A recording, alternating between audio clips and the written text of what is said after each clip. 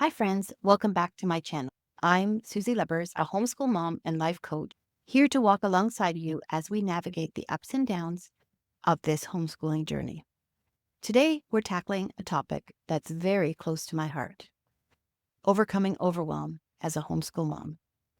I don't know about you, but some days, the weight of everything, lesson plans and housework, sibling squabbles, and let's be real, our own expectations, can feel so heavy. If you've ever felt like running away to a deserted island where no one can call mom for 30 seconds, you're in the right place. Let's unpack this together with practical tips and a whole lot of encouragement. First things first, let's just admit it. Being overwhelmed doesn't mean that you're failing. It means that you're human. Let me say that again for the moms in the back. Feeling overwhelmed doesn't mean that you're failing. Homeschooling is a big responsibility. You're teaching your kids, you're running a household, and everything in between.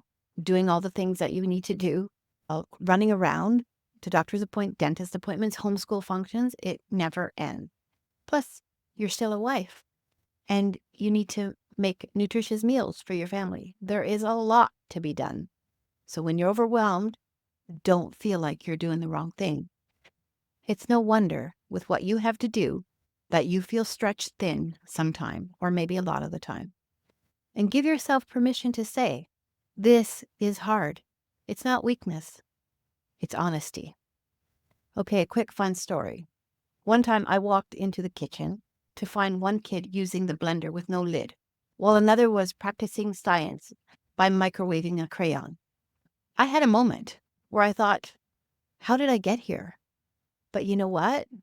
I survived, and you will too. Let's dig a little deeper. Overwhelm is usually a symptom of something bigger.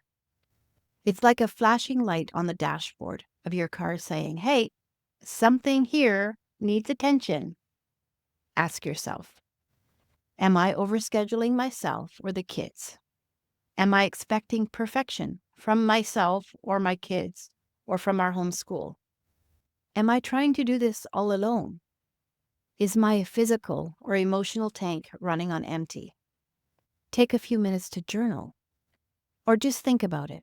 Journaling is a wonderful way to put your feelings on paper, and it's really much better than what you think. But if you don't have time to journal as you're doing the dishes, think about it. What is really at the heart of your overwhelm? For me, it's often trying to fit too much in one day and trying to please too many people without filling my own cup. What is it for you that's causing your overwhelm? Now let's move on to the good stuff. How do you overcome overwhelm? And the first thing I would suggest is to simplify your schedule. Ladies, it's time to Marie Kondo your homeschool. Look at your schedule and say, what is sparking the joy here? Okay, maybe not the joy, but what is truly essential? If something feels like too much right now, it's okay to hit pause on it. For example, you don't need to do a craft, a science experiment, and an art project all in one day. Sometimes a good book with some cuddles on the couch are more than enough. My second suggestion would be to delegate. Delegate. You're not a one-woman show. Get your kids involved. Even the little ones can fold laundry or at least set the table.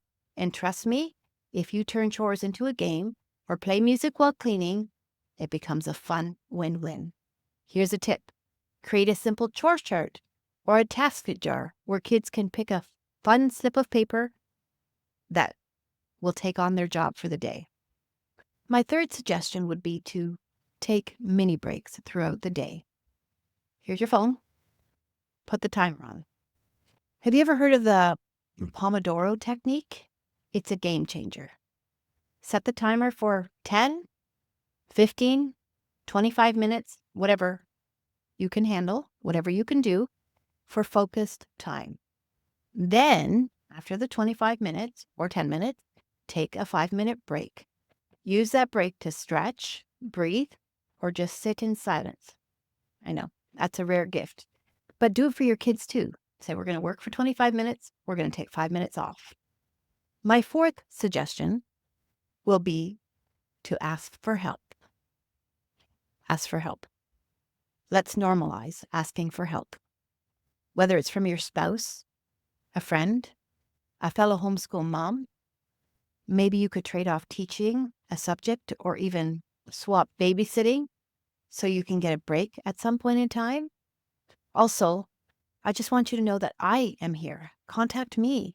I can help you set up a schedule. I don't even want to use the word schedule. I want to use the word routine. Set up a routine that works for you. And I'm willing to also hold you accountable so that you, like, yes, I can do this. And we can go through things again and again to make sure that we meet the right routine for what works for you. So please don't hesitate to reach out to me. For my fifth point, I would say create a glance-filled routine. So here again, don't make rigid schedules. Think of your day as a rhythm. Leave a margin for interruptions and grace for the things that don't go as planned, because they will always happen. Life happens, and that's okay because it just happens. My sixth idea would be to prioritize your self-care. Mamas, we need to talk about self-care. And no, I don't mean spa days, even though they're very lovely. I'm talking about the small, sustainable habits like drinking water, stepping outside for fresh air, spending time with God, those little things that add up to a big difference in your day and in your life. Here's something that changed the way I view overwhelm. It's not about doing more. It's about doing what matters. Focus on your relationships with your kids. Focus on creating a home where learning and love go hand in hand together. Let go of the Pinterest perfect homeschool. Your kids don't need perfect. They need you. And remember, homeschooling isn't just about academics. It's about raising kids who love God, love learning, and love each other. Okay, so let's make this fun. Here's a little challenge for you. Write it down. One thing you're going to let go of this week. Maybe it's an unrealistic expectation or an unnecessary activity. Post it in the comments. I'd love to cheer you on. And while you're at it, share your funniest overwhelmed mom moment, and let's remind each other that we all have these problems and we're all in this together. And sometimes laughter really is the best medicine. Mamas, you're doing an incredible job. Overwhelm does not define you. Grace does. Take it one step at a time. If this video has encouraged you, give it the thumbs up and share it with some fellow homeschool moms who might need some hope today. Don't forget to subscribe for more encouragement tips and fun moments like these. Until next time, stay rooted in grace and keep finding joy in this beautiful, messy, meaningful journey. Bye for now. Remember, you've got this, Mama.